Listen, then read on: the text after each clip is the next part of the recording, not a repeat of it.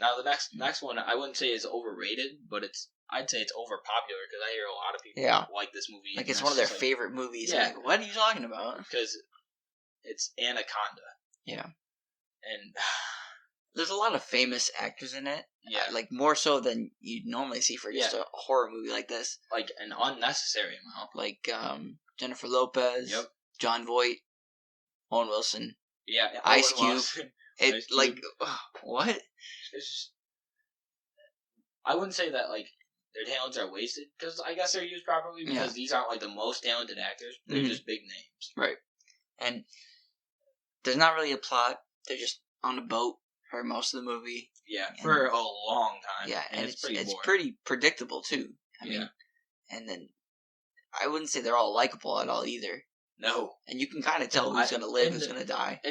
It came out in 1997, and it's kind of got that vibe. Like, you know how some movies that came out in like late 90s, early 2000s aged really badly? Yes. Well, this is one of those movies, and it's hard to watch because of it. The creature's not scary. Not to mention, the CGI for the Anaconda is terrible.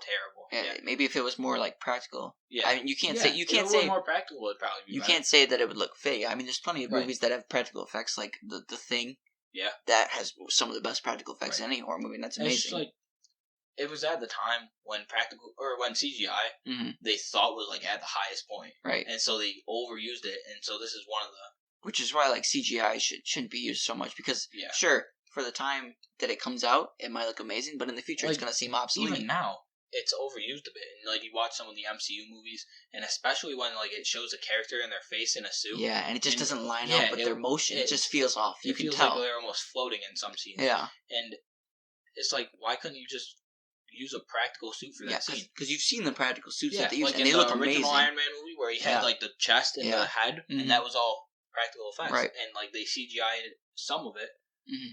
But like it seems overused. Yeah.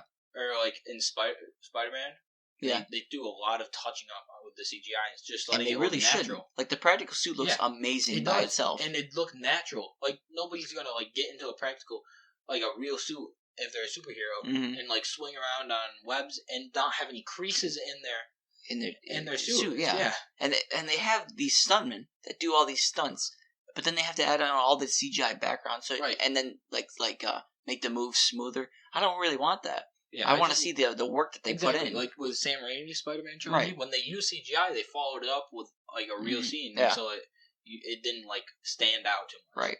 And so Anaconda is one of the victims of this era of CGI. Yeah. On top of the fact that it aged badly in almost every other regard.